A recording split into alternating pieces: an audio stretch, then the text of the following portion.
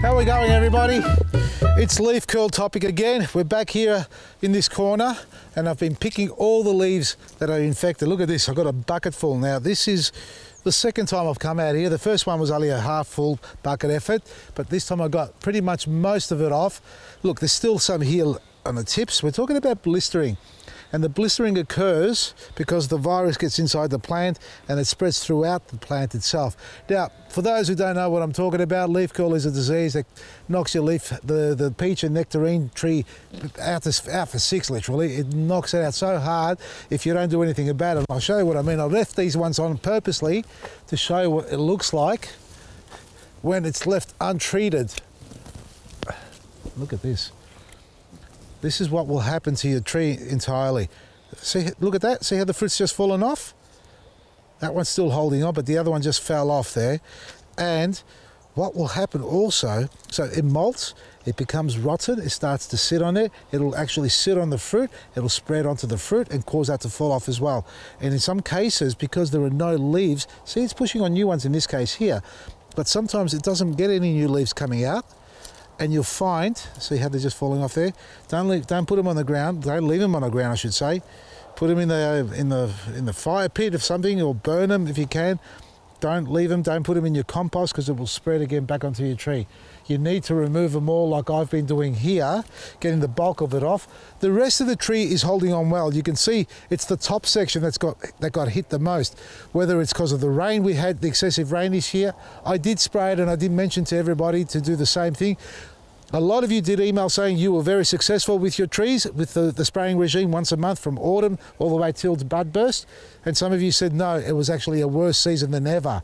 Now, I don't put it down to the product. I put it down to the climatic weather we're having, the changes that we've experienced. The other thing I wanted to also say is that with the excessive amount of leaf curl left untreated, you'll get oozing of sap coming through. And I'm going to look closely to see if I have any here. I think I saw some on the other side there. Let me just get around here for a second. I did remember seeing it. Here we are. This is one. See this here? See how it's oozing out?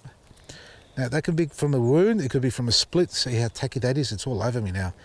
So you get splitting there. Some of the bud splits burst open and it oozes sap. Now if there aren't enough leaves on the plant, think of this in a logical way. The sap's flowing, you know, heavily through the tree at the moment, right? It needs to go through up and pass the moisture and the nutrients to the foliage. But unfortunately, because the leaves are all being destroyed by leaf curl virus or the disease itself, it's stressing the tree out and it starts to explode somewhere. So it's like high blood pressure.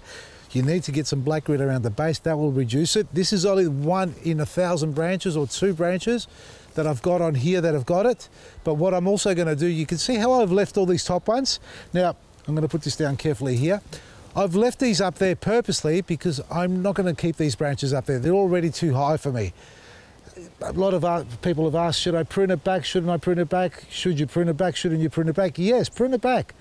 If the plant's starting to show dieback, for example, let me just cut this one off, get it out of the way, all right? Let me cut this one. This one's not too bad, but I'm going to bring the height back down a bit so it's more manageable. And remember to use clean secateurs because after a tree like this, you don't want to go to another one and knock it out and pass the virus onto it, especially if you're going from one peach to another or nectarine tree to another nectarine tree. So I'm bringing all this right down to a more manageable height, getting rid of all the dieback because there is some dieback. Let me get in here and I'll show you what I mean by dieback. And I'm going to come around now and surprise you. Ready for the surprise? This sort of stuff. It's dying back. This has already been dead for a bit of time. If you leave it on there for too long, and I reckon I saw some that are quite fresh in their dieback on the tips as I was working through. There's one here. Come around here and have a look at this. See just there? That was covered in foliage and it starts to molt on it and it causes it to actually die off. It kills the branch itself, the tip of the branch. Here's another one. And there's another one over here. See there? There's one there. That's gone soft too. Oh, look at that, it's completely dead. That branch should just come out completely. Sacrifice that completely. Just cut that off. Now, a lot of fruit too, by the way. Superfood and black root works. What can I say? It does work. Too much fruit, probably need to thin it out, but the tree's going to drop some on its own. But for now, what you need to do is go out there and take off all the infected leaves, damaged leaves, and then cut the tree back to a manageable height and to clean growth. If you don't want to cut it back, you can wait a little bit longer, that's fine. This may cause the tree to react and start growing again. It's what you need it to do, because if you've got no leaves at all, I'm lucky I've got leaves on this tree. I've seen trees that are completely nude, completely lost everything. And you know, and if there's no leaf, there's no signs of new growth, there's stress to the root system as well. So you need to cut it back and just stimulate new growth to come along there. That's not too bad there. So they're okay. I can leave those, but still a little bit congested in the middle here. Look at all this fruit. If you're not sure if it's going to fall off, just shake it. They're not going to fall off, are they? That one fell.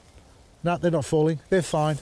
But do a tip prune, lose and sacrifice some of the fruit, and that way you give your tree a better fighting chance to come back bigger, stronger and healthier for the rest of the season. Oh, look at that. Look at that little thing. It's gone. See? See, that was affected by leaf curl. And you still get some more. So there's still more leaf curl developing. Manage it this way, and you can spray it if you like with our disease control pack or your own Bluestone fungicide pack. I'm going to take this branch off completely because it's annoying me. That one there. It's just annoying me. Look, that's the one that had the gomosas on the other half, I think it was. But anyway, yeah, the top half, no, it wasn't. Anyway, that's got it too. That's come off. That's a bit better. Still a couple of branches to go. Get out there and check out your fruit trees, folks. Peach and nectarine trees, clean them up. Considering that I copped a hard leaf curl disease effect on it, it's come back fighting fitter and stronger than ever. I feel like I've got the leaf curl disease in my system. I can't even string two words together. Anyway, clean your trees, spray them with the disease control pack, feed them if you haven't fed them already, because they'll probably need a top up. And then check out our website, vasilisgarden.com, for all the gardening things you need, and our garden centre in Coburg at Munro Street, Coburg. From me, Vasili, Maresi.